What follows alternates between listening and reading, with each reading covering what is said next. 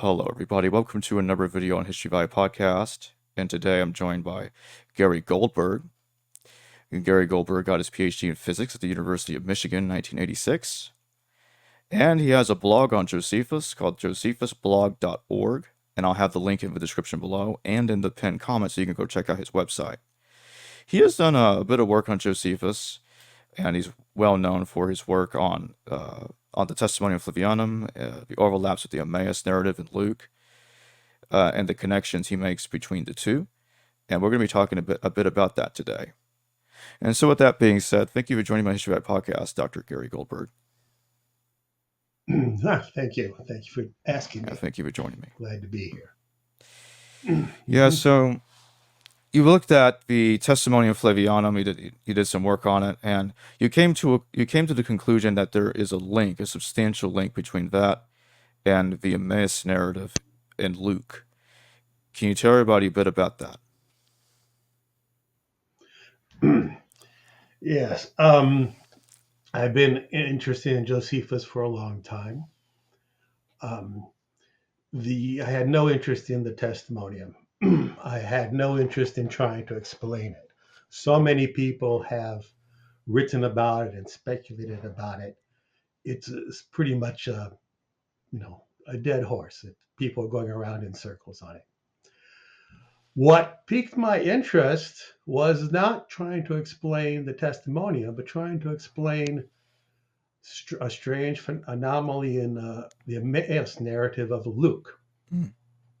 I noticed while developing a lecture, actually for a coin club, I wanted to give a lecture on ancient coins. And the coins of ancient Israel at that time include the coins of the procurators and the coins of the first revolt. And I want to demonstrate to the audience that the New Testament, which gives the background to these coins, was very much a preliminary to the Jewish revolt. Jesus died around 33, year 33. The revolt was around 66. And by reading Josephus, you see very much many references to the Roman occupation and a revolutionary undertone to everything in the New Testament. I wanted to bring that out. So when I was looking through the New Testament, looking for references to the revolt where I can demonstrate that, I came across a section of Luke which seemed perfectly designed to show that the participants, the followers of Jesus, at least some of them, were expecting him to lead a revolution against Rome. That is, there is a line that says, we thought he would be the one to liberate Israel or to redeem Israel. And on the coins that I was showing to my group, that appears in Hebrew in the coins of the Jewish revolt. There's a very similar phrase to redeem Zion, to liberate Zion. In fact, the Greek in Luke is a translation of the Hebrew, the verb at least, as we see in the Septuagint. And so this really struck me that the Emmaus narrative seems to be about two people who, after Jesus' crucifixion, are very downhearted because they thought he was going to liberate them from Rome. So this is a very early reference to Christianity, and the Emmaus narrative is about how they transform from thinking he was going to liberate them from Rome in some secular sense to a more broader concept of liberation. And when I looked at this, I started looking at the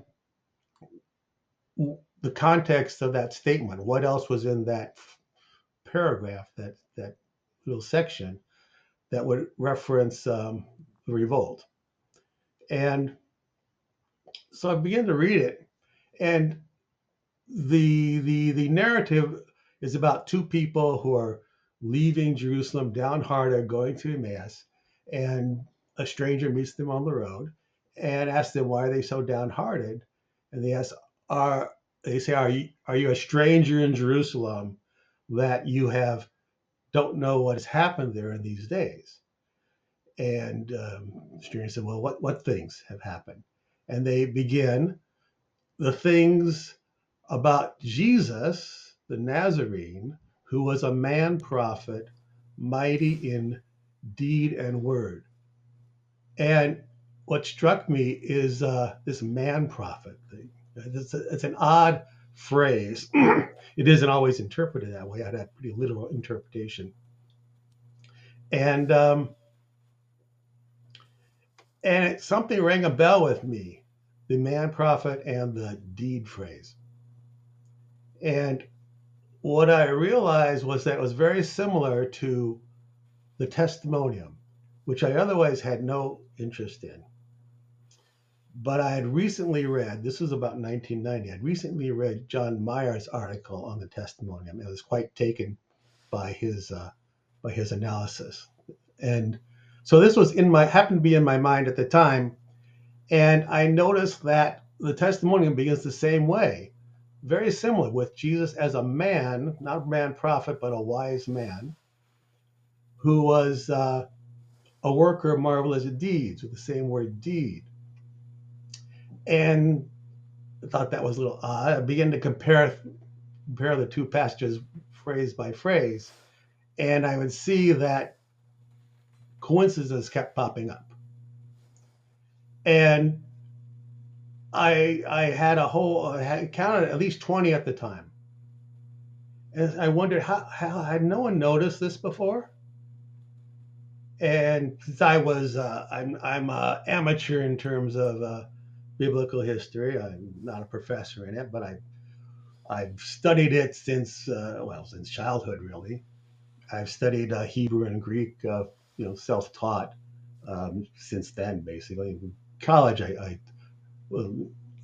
I started teaching myself Greek, and I wondered, had anyone noticed this before? And I did a literature search. I wrote to Louis Feldman, and it was a novel. It was a novel idea that seeing these correspondences between the Emmaus narrative of Luke and the Testimonium. Some people at times have noticed bits and pieces of correspondences, but no one had pointed out the array, the number of correspondences. So what I wanted to explain wasn't the Testimonium. I was trying to explain these correspondences, and I wrote a paper. It's published 1995, listing these correspondences, at least the ones I saw at the time. And there are a few explanations. How would you explain that? Well, one is it's just some coincidence because they're both about Jesus. And, there's only so much you can say, perhaps. I rather eliminated that. It's rather easy to eliminate that by just comparing to other descriptions of Jesus. Anyone you might pick up that's of a similar length is very different. None of them have the similarities to the Testimonium that Luke has, and vice versa.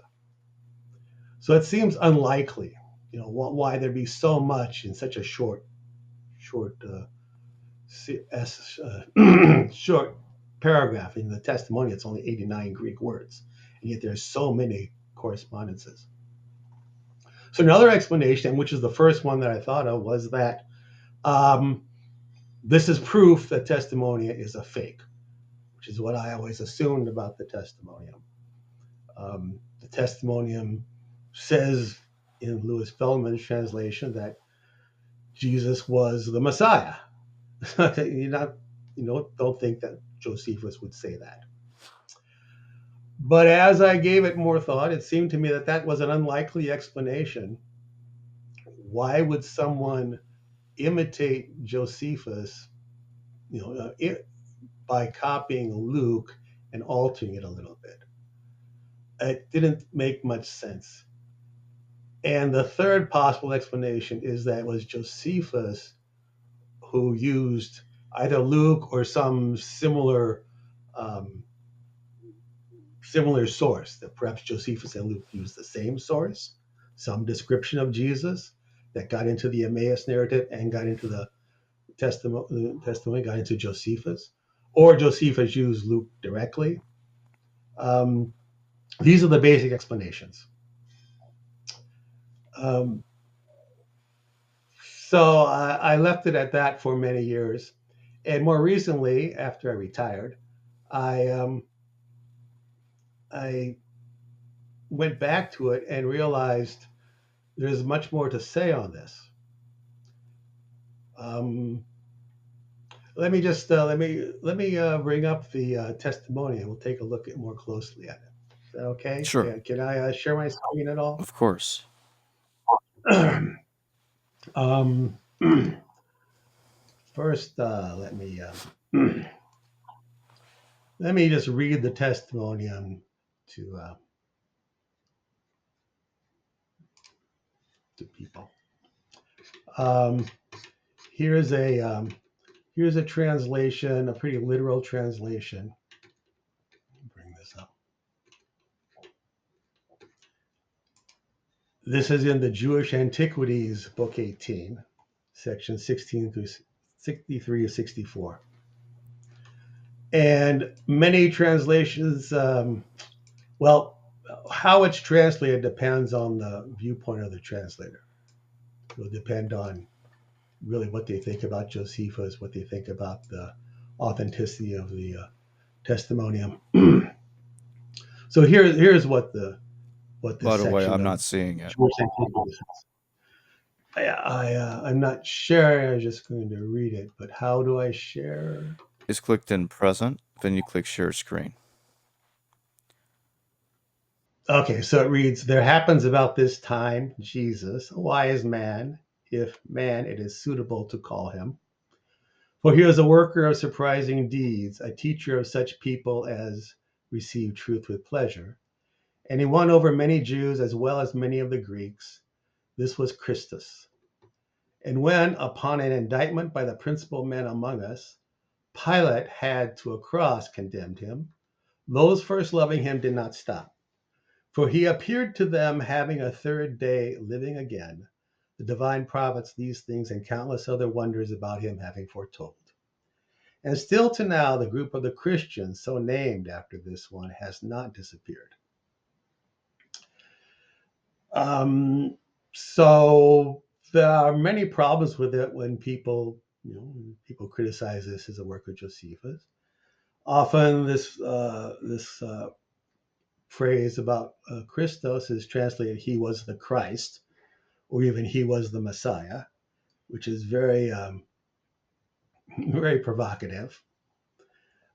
People doubt that Josephus would be so positive towards Jesus. They doubt that they would call him. They refer to him as being able to perform miracles.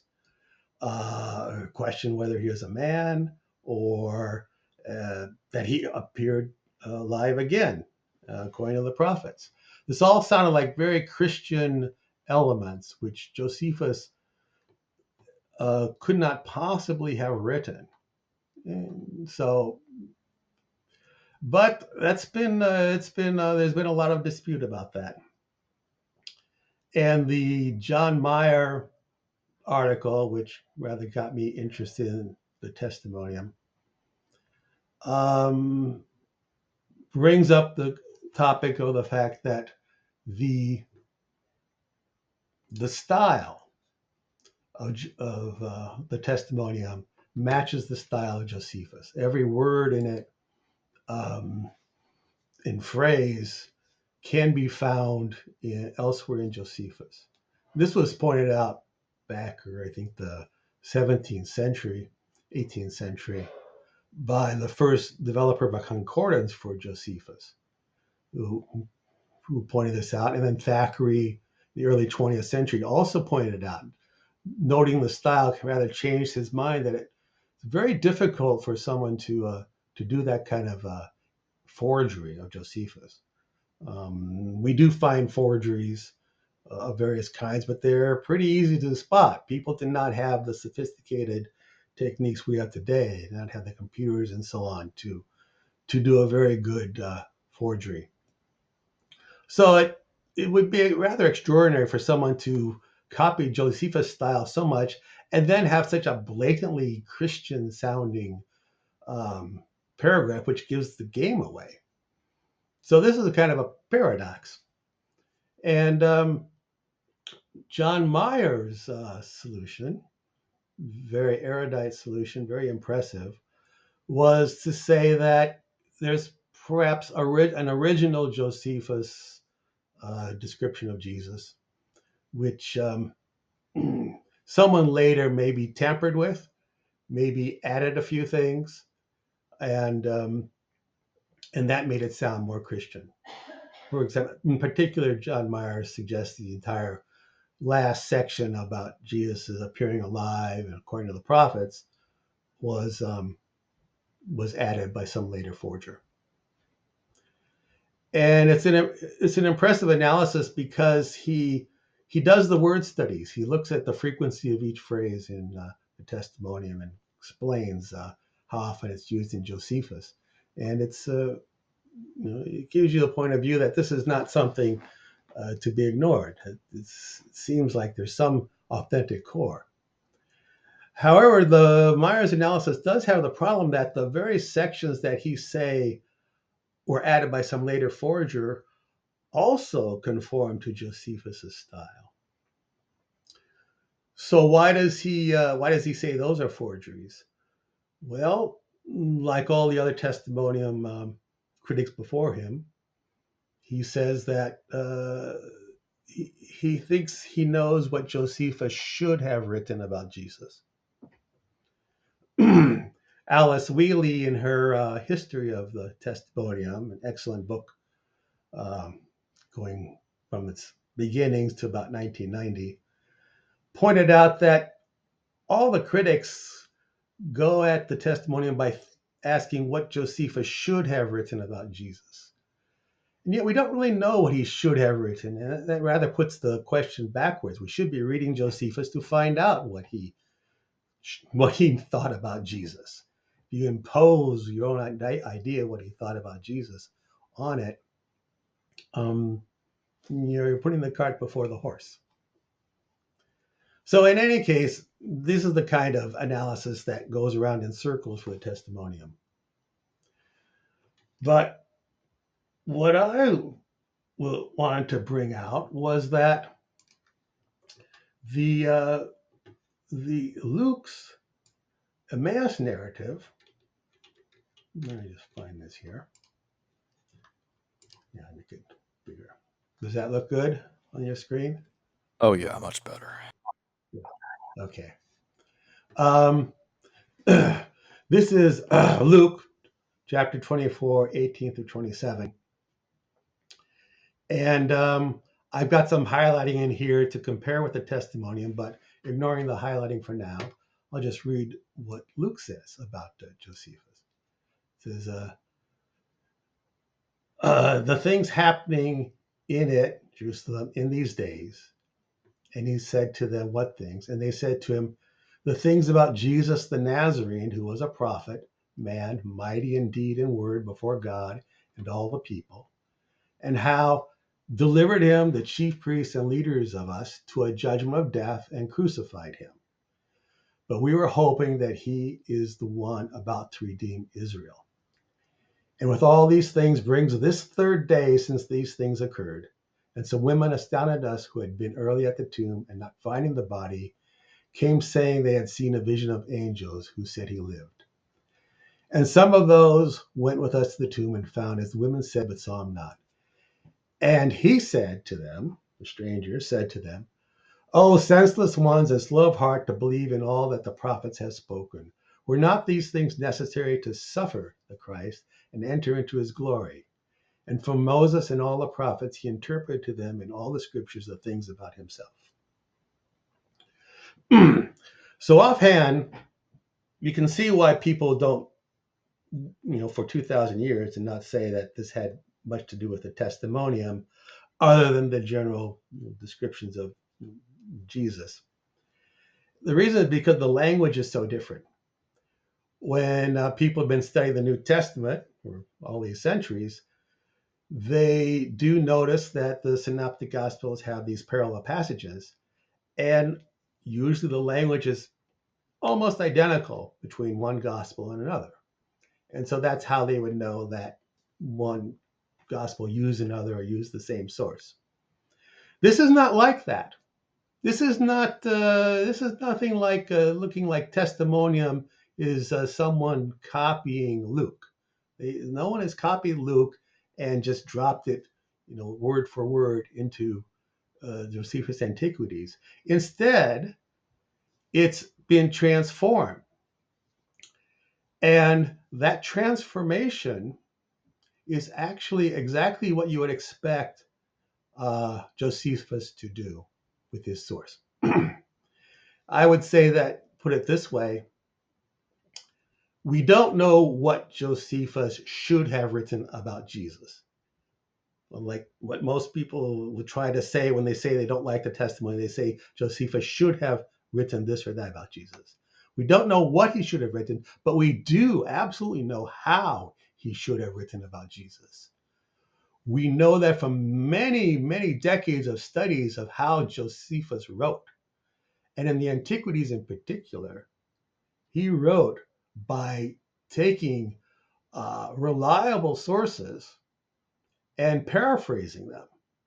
And he has a rather distinctive method of paraphrasing in which he'll go sometimes sentence by sentence, sometimes word by word, and paraphrase his source. He'll change the words into words he prefers. He will also, of course, shorten things because he often needs to condense. He will drop things which he doesn't like for some reason. He will tweak things to emphasize some things he wants to emphasize, and he will add opinions. But he is rather strict. He has the goal of being a renowned Greek or respected Greek historian, and he abides to the conventions of Greek historiography since Thucydides, which is to use sources which ideally are eyewitness sources, sources from the people who first knew them, as Josephus said, and and rely on those and just convey them as honestly as he can, although with tweaks according to his preferences. And he will add opinions of his own to it, but it's usually clear to the reader what is Josephus's opinion and what is his source. And for the Antiquities, we know his sources. We know his sources for most of the first half of the Antiquities because it's the Bible, and he used both the Septuagint and Aramaic and Hebrew versions of the Bible. We know his Greek sources, the letter of Aristeas, the description of the translation of the Bible into Greek. He followed very, very closely, and often there he did pick up the same language as Aristeas, but he changes it there too. The book of Maccabees he used in Greek. And there are other sources we know he used, but they don't exist anymore, so we can't compare them to the original. But the ones that we can compare to the original, there have been many, many studies to show how Josephus transforms his source. Louis Feldman has collected much of that in his books on Josephus's rewritten Bible. We can read that. Christopher Begg has done deep work into Josephus' work on Chronicles. So there is a lot we know about his paraphrase style. And this is what I went back to in the past. 2 years ago, I published my work on that. I asked myself, if Josephus had Luke's Emmaus narrative before him, how would he have transformed it into his own words, using evidence that we know he used against other sources? That is, can I find that the transformation between Luke's work, the Emmaus narrative, and the Testimonium matches the transformation we know from other sources, known sources to us, and how Josephus translated them? And I found over and over again, it was quite easy to find that these precedents in Josephus's paraphrases of known sources. So the summary here, these highlights here, shows a summary of that evidence. Each highlighted phrase gives some evidence of either a parallel between the Emmaus and the Testimonium, or some reason why there isn't a parallel from the paraphrase evidence. Because we have this paraphrase evidence also shows that he will omit things from his sources, and we have evidence why he would do that here too. So, starting at the beginning,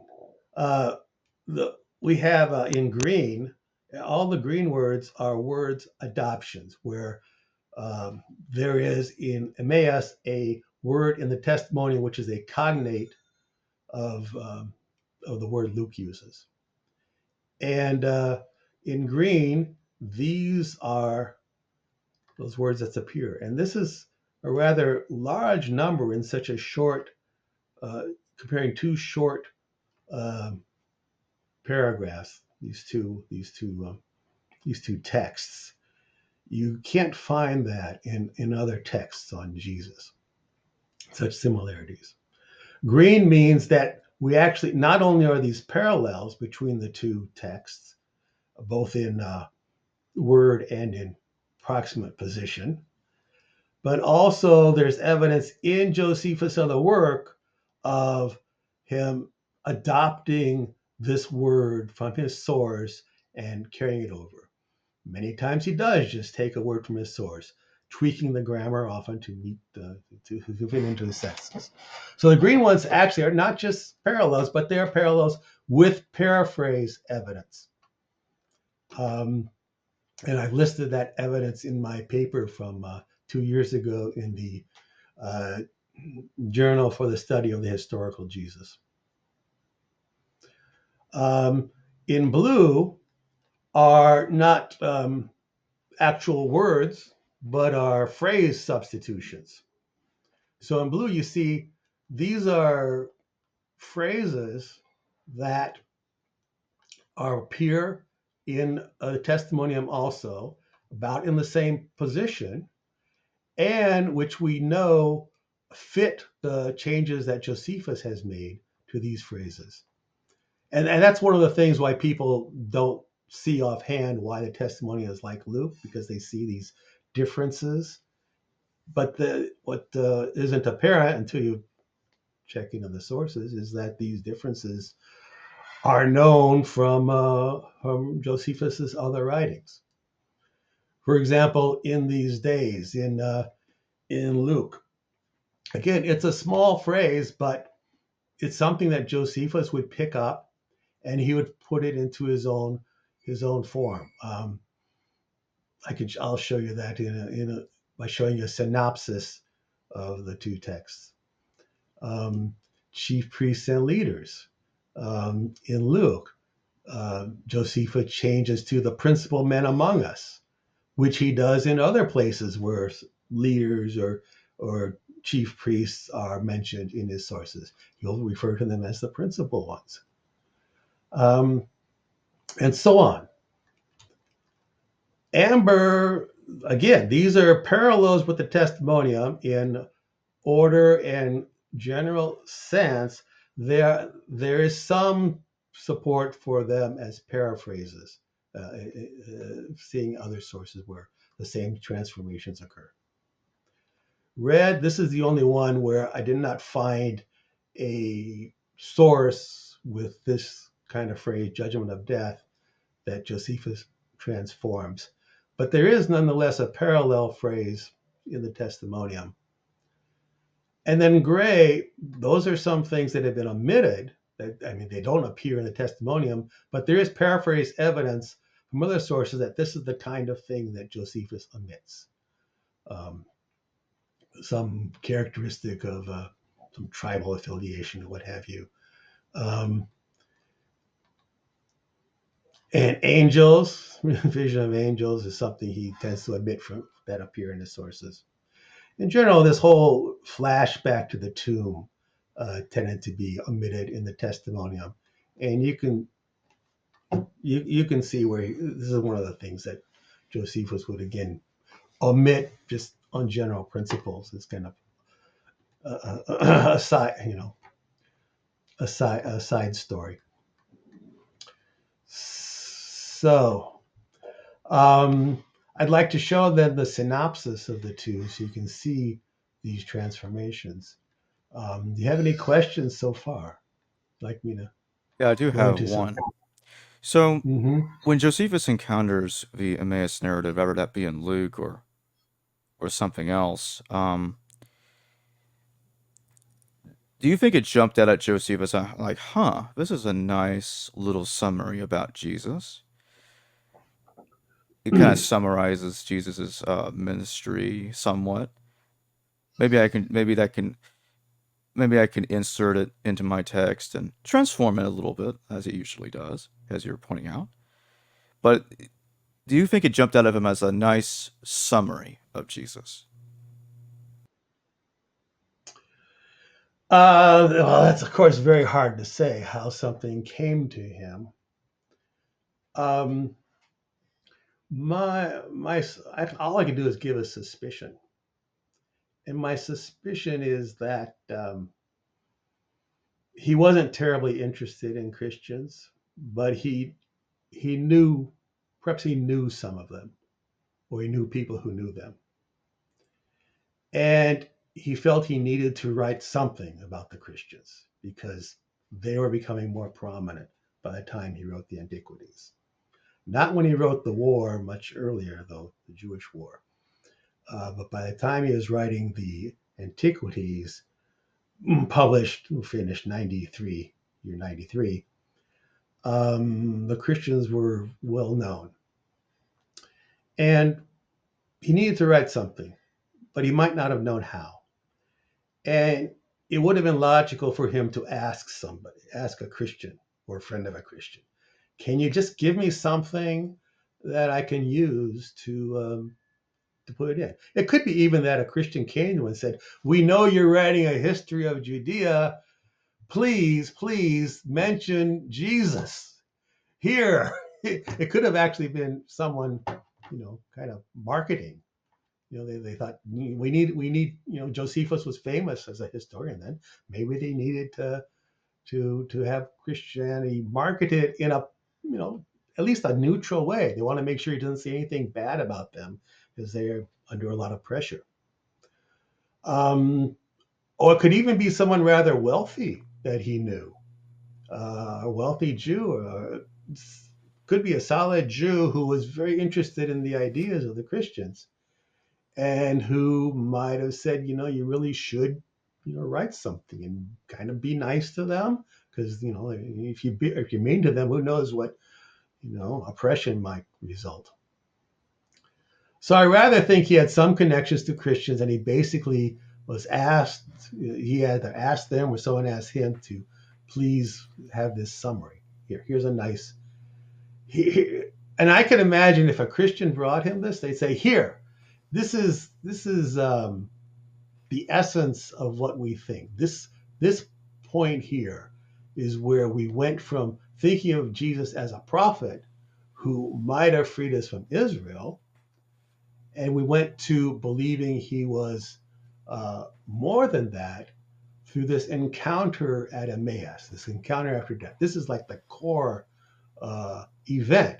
And that's not just a speech like Paul would give about, this is what happened. This is saying this is supposedly an eyewitness account of these two people in Emmaus. And that's what Josephus looks for, eyewitness accounts. He says that explicitly, book 20. So the fact that that particular narrative is exactly the kind of eyewitness account he would want is what I think made it acceptable to him. Perhaps Christians had given him other texts. They said these don't work, but this one I like because it sounds like Jewish revolutionaries and what happened to them. But and so he believes that, but he still has to compress it down. He doesn't really want to give the whole narrative because it's pretty pretty dramatic. And he doesn't want to be an evangelist for the Christians, but he's got to have the basics in there, and that's what he does. That's kind of my conception of what happened. So basically, that would mean that the testimonium, because a lot of people will go to Joseph and say, "Oh, here we go. We got a first century independent Jewish historian telling us something about Jesus." But what you're showing here is that's not really the case. It's not independent. He's getting it from Christian tradition, one way or another. Yes, yes, I'm saying. So your question and the other people's questions would be, if he's not independent, that's not any proof about the historical Jesus. Is that, the objection there or the conclusion? Right. That's what I was asking about. Yeah. Yes. Now that's very interesting.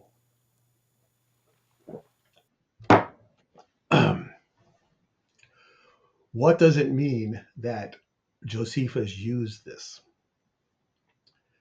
Josephus was born a few years after Jesus' crucifixion, assuming he was a historical figure. Josephus was born 36, 37. By the time the war started, he was around 30 and became a commander in the war. But if you compare it to the New Testament and took it New Testament face value, Josephus grew up in Jerusalem while there was a Christian community there, while James, the brother of Jesus, headed the community in Jerusalem. And Josephus, by his own account in his biography, says he was very interested in different types of Judaism. He goes through the three, the main sects: Pharisees, Sadducees. The Essenes he is very interested in, gives a very long account of the Essenes, who, as people have noted before, have a lot of similarities to the Christian community described in the New Testament. But Josephus himself, he says he went off for a couple of years into the desert to live with a figure who, sort of a John the Baptist type figure, who lived off the land and led an ascetic life.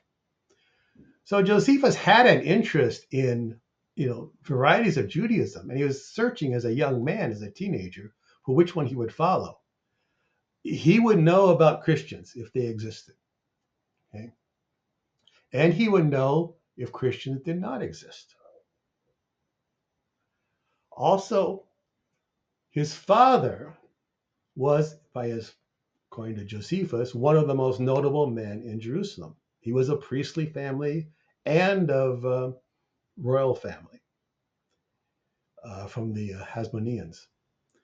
And Josephus' father and Josephus' teacher, which he refers to in his autobiography, would all have been there, present, knowing about Jesus. So if there had been something extraordinary about Jesus that happened, Josephus would have expected to hear it from them, his own father, his own teachers growing up. So when it comes time here to use a Christian source and to write about Christians, and he wants a reliable source, he's going to take a source that he can believe actually represents something real and wasn't made up. Josephus was there in the early days of Christianity as it developed. His father was there if Jesus had been crucified. And if Josephus had never heard from his father anything about this Jesus, and he had never heard anything about a Christian community in Jerusalem growing up, why would he accept this Christian source as being anything real? And here he treats it very carefully, transcribing Emmaus into his own, idiom, um, just like any other source that he trusts. So, in short, the fact that Josephus used this Christian source means he did not have reasons to think it was fiction. And he would have had plenty of reasons to think it was fiction if he had never heard of Jesus from his father, never heard of Christians growing up. So it's evidence of Josephus's own experience, I believe, with early Christians and with other people who could have been eyewitnesses to Jesus. That's the connection. Plus the fact that Josephus knows of other things which do appear in the New Testament, many, many other things that do appear in the New Testament. He knows about John the Baptist, and yet none of his remarks about John the Baptist are based on anything in the New Testament.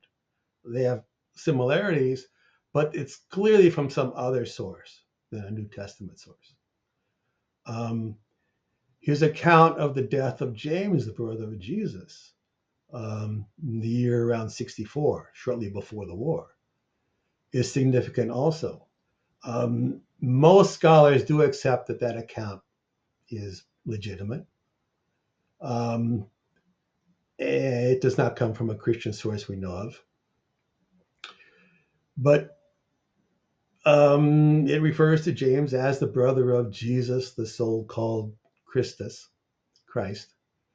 And if that's what happened, if that's authentic, then Josephus knew about James, because Josephus was a young man in his 20s at that time. He was well aware. In fact, he was also very close to the Ananias family that killed James and killed Jesus. The Ananias family of high priests, the elder Ananias, and he had 5 sons who each high priest. Caiaphas was his son-in-law, according to John. And Ananias and Caiaphas are accused in the New Testament of being the ones who killed Jesus. And Ananias' other son, Ananias II, became high priest, and he killed Jesus' brother, James. So the Ananias family had something against Jesus and his family and his followers. Josephus knew Ananias II well. Josephus served under Ananias in the war. Ananias appointed him as a commander. They are probably not close friends, but Josephus was a friend of Ananias, another high priest, named Jesus, by the way. And so Josephus was close to these people. So if you believe the other things in his works are legitimate, such as the James and the John the Baptist and so on, it shows Josephus's awareness of this Christian background. So, I don't think he could have used such a Christian source if he knew it was fictional. This is the connection. I can show you a little timeline on that just to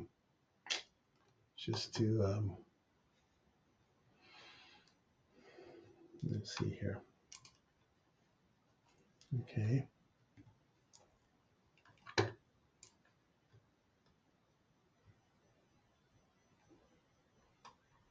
Here. So you can see this? Yes, I can. At the top it says Josephus would have known whether the extraordinary Jesus story was history or fiction. And you see here, circa 30 CE, we can have Jesus, the high priests, Ananias and his son-in-law Caiaphas, and Josephus' parents and his priestly teachers, all living at the same time. In the 40s and 50s CE, we have the Jerusalem Christians, headed by James. During that time, Josephus is born, around 37. Josephus explores Jewish varieties, including Banas, his figure in the desert he lived with. So this is at the same time the Christians are in Jerusalem. And then you get to the late 60s CE, and James, and is in Antiquities book 20, is killed by the high priest Annas ben Annas, the son of the high priest who killed Jesus. You see the connections. This family has something against the Christians. Josephus' parents knew these high priests, certainly. And in the war, Josephus knew this high priest. And the high priest, Jesus ben Gamla, was a friend of both Josephus and Annas. Josephus calls him a very close friend.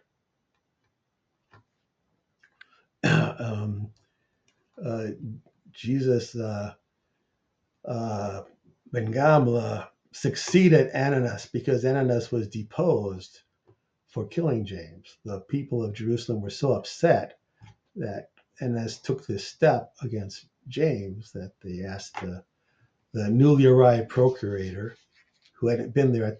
He had not been there at the time. The previous procurator had died, and the other was still in the way. And during that interlude, Annas ben Annas took advantage of the lack of authority and took it on himself to have James killed.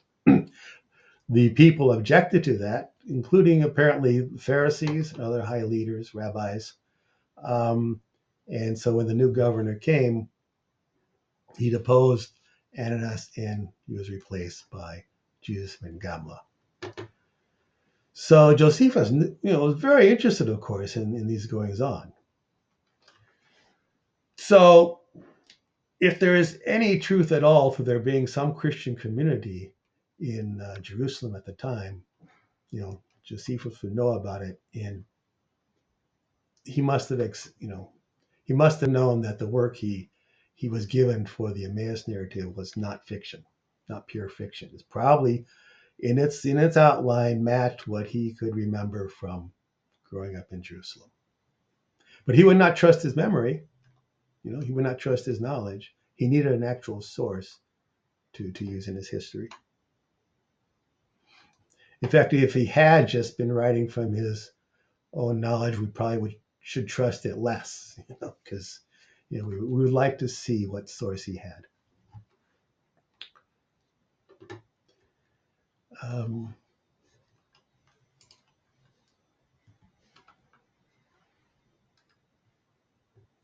You have any other follow-ups on that? Not at the moment. All right. Now let me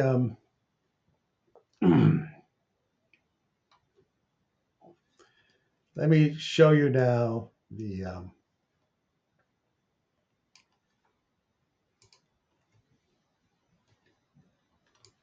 synopsis.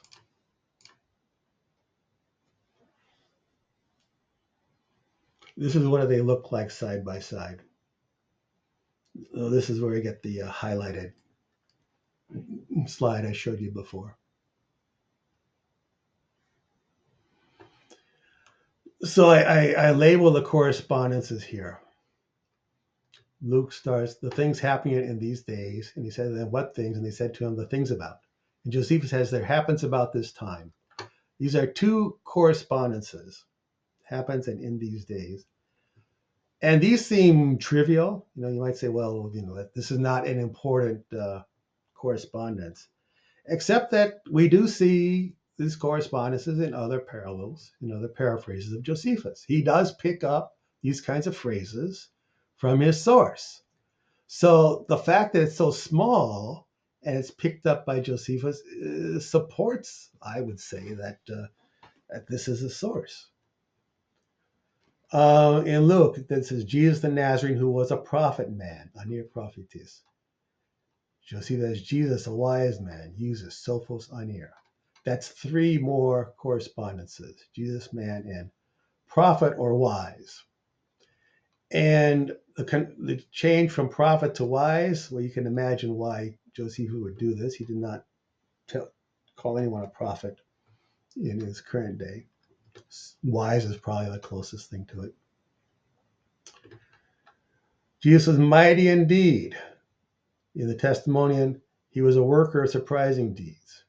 Luke, deed and word. Testimony, a teacher. Luke, before God. Josephus, a teacher of people such as receive the truth with pleasure. Now this is so truth and God. Josephus, connects them often in his work, but of course that's a little looser. But you can argue that speaking about words before God leads to Josephus to try to soften that, saying someone speaking about truth. Before God and all the people. So there's a reference to all the people. Josephus gets more specific here. He went over many Jews and many of the Greeks, which is a rather interesting detail to add. Not in Luke. Again, that specification. Again, you can see evidence of that in paraphrases. Something that doesn't quite appear here at this point in Luke is this was the Christ, or this was Christus. This is a parallel because later down, Luke does say that. So it would be like a displaced parallel. But otherwise, the parallels are quite in order. In Luke, how delivered him, in Jesus, in him upon an indictment. Luke, the chief priests and leaders. Josephus, by the principal men.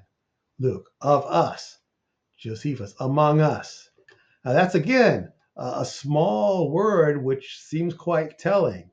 It's a pretty odd little parallel, and it's something that we do see him picking up. So sentenced him to a judgment of death and crucified him. Josephus also says to a cross condemned by Pilate at that point. Again, we were hoping he is the one about to redeem Israel, and with all these things. And Josephus there at the same point says that the ones who followed him did not stop loving him. The first ones to love him did not stop. And that's a rather interesting way of rephrasing that. He cancels out the idea that Jesus was a revolutionary, and instead just generalizes as saying that the people did not stop loving him, which is what this expresses.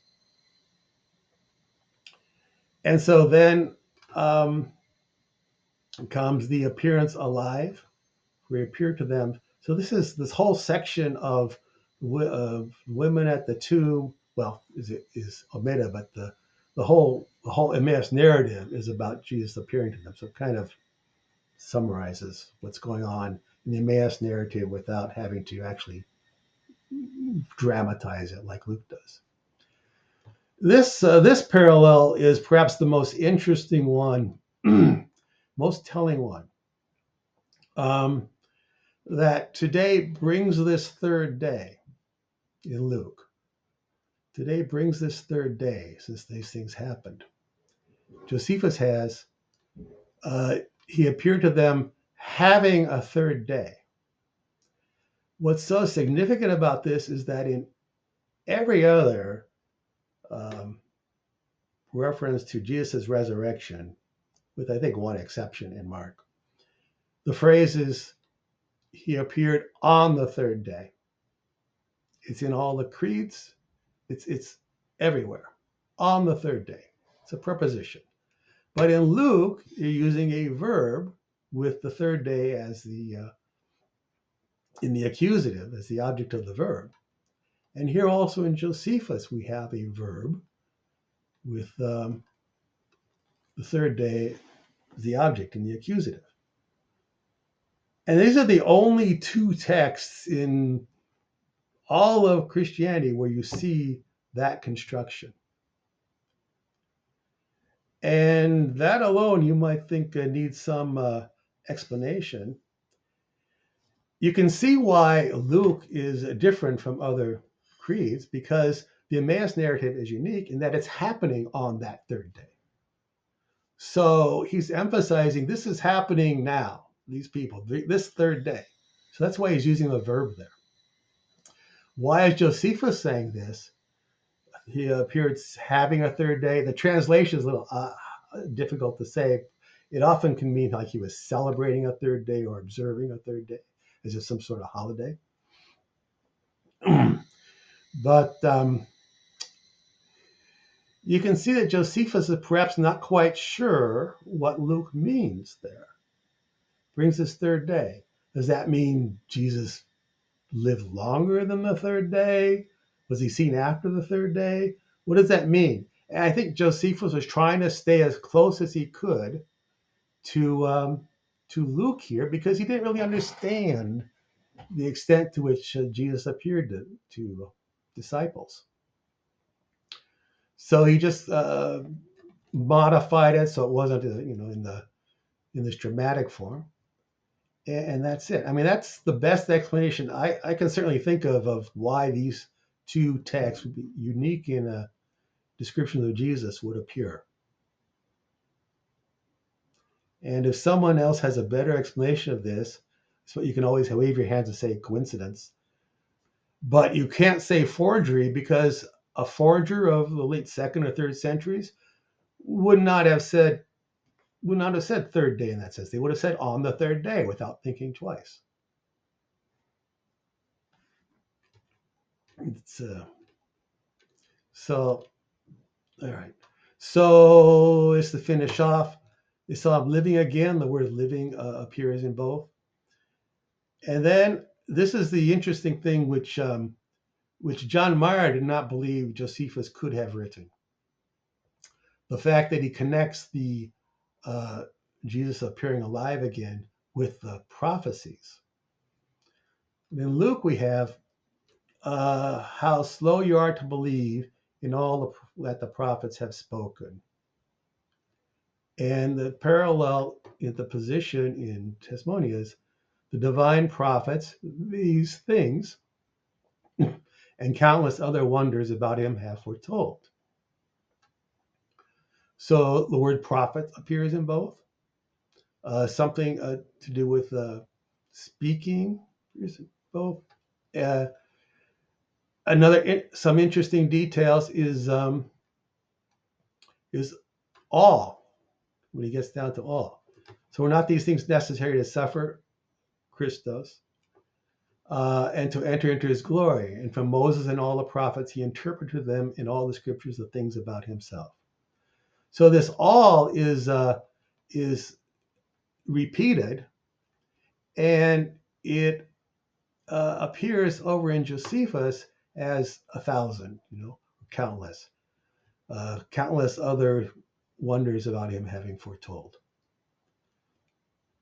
So you see the interesting ways you can imagine Josephus having this text before him, trying to soften it up and put it into this form of just kind of condensing it down to saying, yeah, the disciples saw him living again, and to them, this was what the divine prophets and countless other wonders had.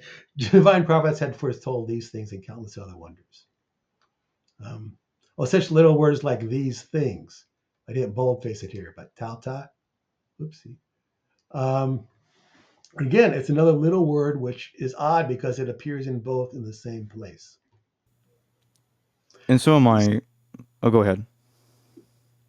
I just say each of those things I showed in the synopsis in my paper of 2 years ago in the Journal for the Study of the Historical Jesus. I go through each of those and give the paraphrase evidence showing where Jesus has, in a source, taken the same words that appear in Luke and transformed them into something in the Antiquities.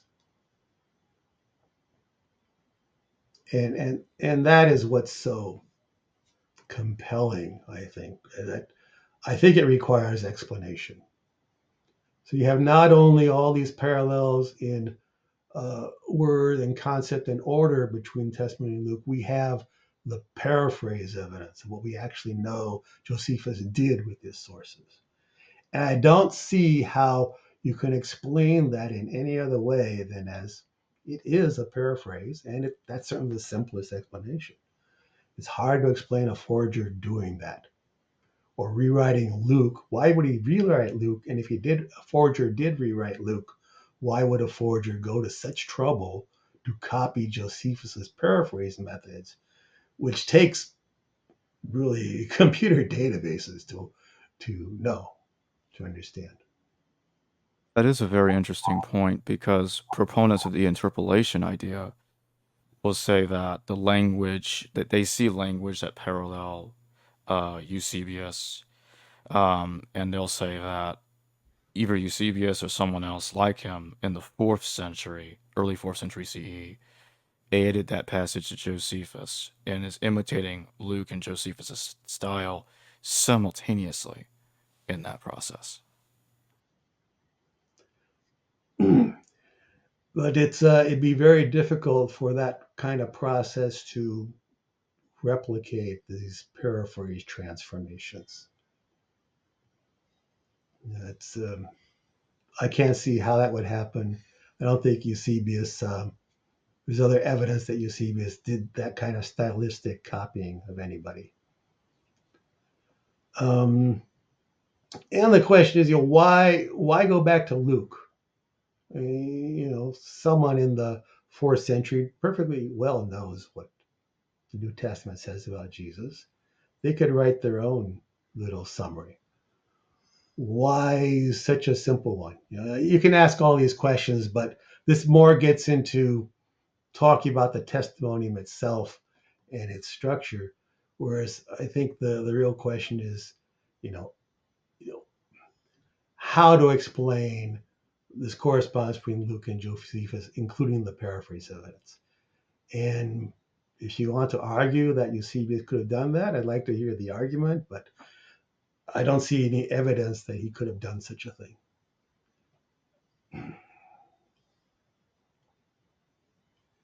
Well, I thank you. must say, I Mm, might mm. emphasize that I don't have any stake in whether the testimonium is authentic or not. I'm brought up Jewish. I'm a scientist. I'm always thought the testimony was a forgery. What struck me was this was Luke. This Luke correspondence. You might ask, well, the problem is with the Emmaus narrative. Why does the Emmaus narrative sound like something in Josephus? There are other things in Luke which seem to have been taken from Josephus, as you know. There's various incidents with the sign prophets and so on. So you might say, well, perhaps Luke copied Josephus, but in this case, no, that's highly unlikely because you can't even see how that happened because it really looks like Josephus's paraphrase of somebody else. Don't see, I don't understand how someone would take Josephus and get the Emmaus narrative out of that. So to explain that, the fact that Luke seemed to have used Josephus, I think a uh, credible speculation is that, well, Luke and Josephus lived at the same time. They were both historians. Either Luke lived in Rome or he had a circle of followers in Rome, and he was a respected historian who expressly followed the same Thucydidean method as Josephus. At the start of the book of Luke, he says he goes to the eyewitness sources, which is what Josephus appreciates.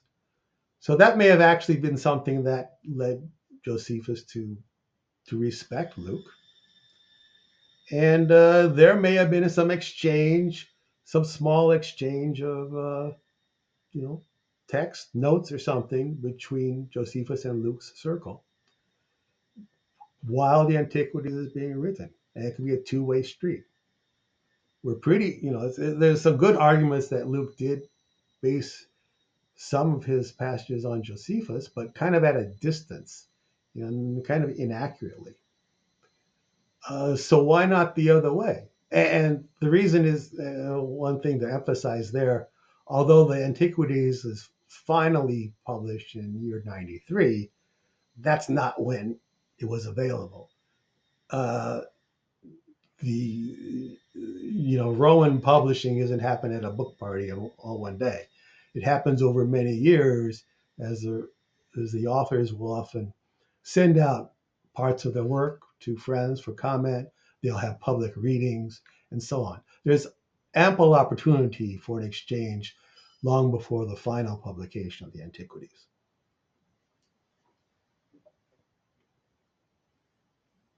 Yeah, those are very interesting and good points, Gary. One last question I'd like to ask real quick is, do you have any more thoughts on the James passage? Do you think it's reliable in the sense that Josephus told us something definitively true about James in what he wrote about James? Well, I emphasize I'm a scientist. I don't never want a career and didn't try for a career as a biblical scholar or historian. um, I just try to stick to the facts, and I don't have many facts about James to make a conclusion about. So you're asking just for an opinion. In my opinion, is most interesting fact is that Josephus knew Ananus Bananas, and that he was not necessarily a fan of Ananus Bananas. At one point, it seems like Ananus tried to have him killed um, when Josephus was not quite obeying orders from Jerusalem. So I think that passage about James does rather reflect Josephus's view of Ananus as sometimes a harsh person, and it shows some sympathy to the Christians, which I think other passages in Josephus also show sympathy to Christians or people like Christians. The John the Baptist passage is very positive towards John. Doesn't link it to Christians, but he's positive for John. As I mentioned, the passages on the Essenes show a very positive point of view to these people who are really outside the temple cult and the Pharisaic structure. And in fact, there are many places where Josephus, just in giving his own opinions of things, sounds like he's saying things that Jesus has said.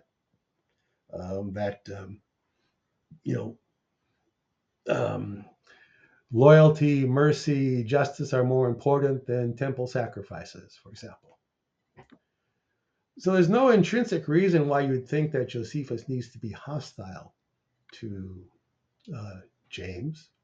And also what Josephus reports there, that many of the principal men in Jerusalem objected to James's death. And you can rather see how Josephus would likely, if he had been there, would likely have been among that number. He is someone who tries to see more sides of things, as far as according to his own self-description. So it all seems consistent with other things Josephus has written. So I'll just say that. It's unclear if Josephus was actually in Jerusalem at that moment when James was killed. He may have been in Rome or on his way back from Rome, where he was sent as an envoy. It's rather unclear. So he would have had to get some other source for that. If he weren't there, if he were there, he'd want a source because he wouldn't trust his memory or what he'd heard. Well, thank you for joining me today, Dr. Gary Goldberg. This was great. All right. Thank you, Jacob. Hello viewers, thanks for watching this video from the History Valley YouTube channel. Please don't forget to subscribe and hit the notification bell. And if any of you wish to further support this channel, please consider checking out this channel's Patreon page and becoming a patron, and or donate through PayPal or through Super Chat during your live stream. Thank you.